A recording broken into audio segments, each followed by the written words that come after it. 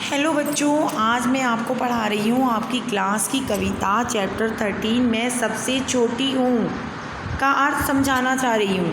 कविता आपके सामने मैंने शो कर दी है एक पिक्चर के थ्रू में। अगर अभी तक आपने मेरे चैनल को लाइक सब्सक्राइब शेयर नहीं किया तो जल्दी कीजिए। स्टार्ट करते हैं कविता का अर्थ। मैं सबसे छोटी हूँ, चलती है मात। तो पहले प्रसंग सीखिए। प्रस्तुत कविता हमारी पाठ्य पुस्तक बसंत भाग 1 के पाठ 13 मैं सबसे छोटी हूँ से ली गई है। इस कविता के रचयिता हैं सुमित्रा नंदन पंत जी। अब इस कविता में वो क्या कहना चाहते हैं, प्रसंग है कि कवि छोटी बच्ची के माध्यम से यानी छोटी बच्ची को जरिया बना के माँ के प्रति अपने लगाव का वर्णन करते हुए कहते हैं छोटी बच्ची कि माँ मैं हमेशा सबसे छोटी रहूं, जिससे वह हमेशा अपनी माँ की गोदी में सोती रहे। वो कह रहे हैं कि बच्ची चाहती है कि वह हमेशा सबसे छोटी रहे। क्यों छोटी रहे? ताकि अपनी माँ की गोदी में सोती रहे। वह अपनी मम्मी की साड़ी का आंचल पकड़कर हमेशा उनके पीछे घूमती रहे। इसलिए वह कभी भी माँ का हाथ नहीं छोड़ना चाहती, सदा उनके साथ रहना चाहती है। वह अपनी माँ से शिकायत करती है। क्या शिकायत करती है? मम्मी पहले तो तुम हमें बड़ा कर देती हो, फिर हमारा साथ छोड़ देती हो। अब आप इतने बड़े हो गए, अगर मम्मी की साड़ी पकड़ के पीछे पीछे चलो, देखो कितनी डांट पड़ती है। और बचपन में यही मम्मी कहती मेरा हाथ पकड़े रखना, मेरी साड़ी पकड़े रखना, कहीं दूर मत जाना, मेरे साथ साथ रहना। और अब मम्मी कहेगी घर में बैठ के पढ़ो, मैं बाज़ार होके आती हूँ। तो वही बच्ची शिकायत कर रही है कि मम्मी आप मुझे चलती हो, पहले हमें बड़ा करती हो, फिर हमारा साथ छोड़ देती हो।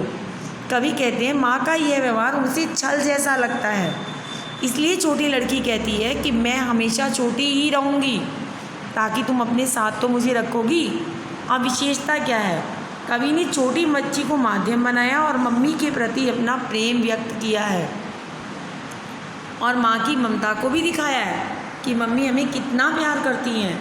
सेकंड है हाथ पकड़कर फिर परियों की बात। इसमें भी देखिए इस कविता में है, इन पंक्तियों में कवि ने छोटी लड़की के माध्यम से बच्चे के बड़े होने पर माँ उसे क्या क्या करती है ये बताते हुए कहते हैं जब बच्चा बड़ा हो जाता है ना बच्चों, जैसे आप बड़े हो गए, तो माँ उसका साथ हाथ पकड़कर दिन रात नहीं घूमती, उसे अपने हाथों से खाना भी नहीं खिलाती, उसको सजाती संवारती नहीं, और वे ना तो उससे खेलने के लिए खिलौने देती है, ना मम्मी उन्हें परियों वाली कहानी सुनाती है।